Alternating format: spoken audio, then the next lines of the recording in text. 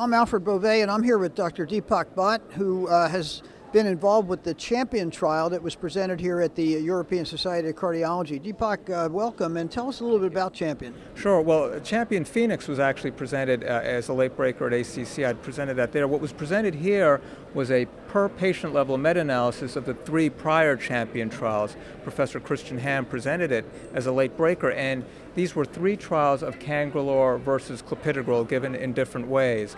And Champion Phoenix back at ACC had shown that Cangrelor was superior to clopidogrel when given in the cath lab for reducing ischemic events, largely ischemic events in the cath lab.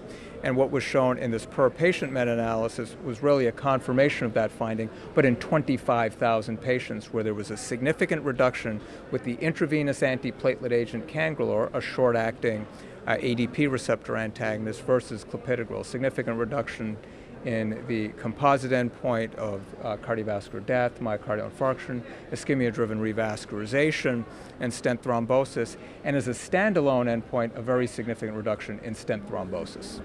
Right, so when I looked at the data, the incidence of all of these things is very low.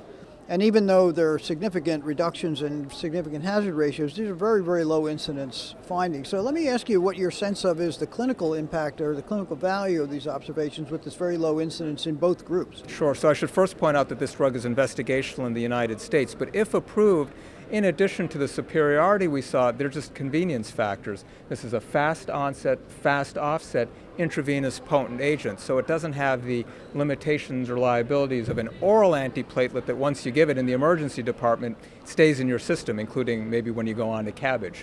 So that's really a practical advantage.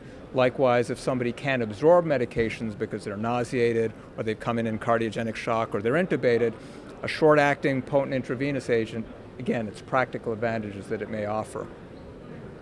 Okay, well that's very good, and I think we'll see more about Cangrelor as we move along as an alternative to the oral antiplatelet agents. So thanks again for the information. Absolutely.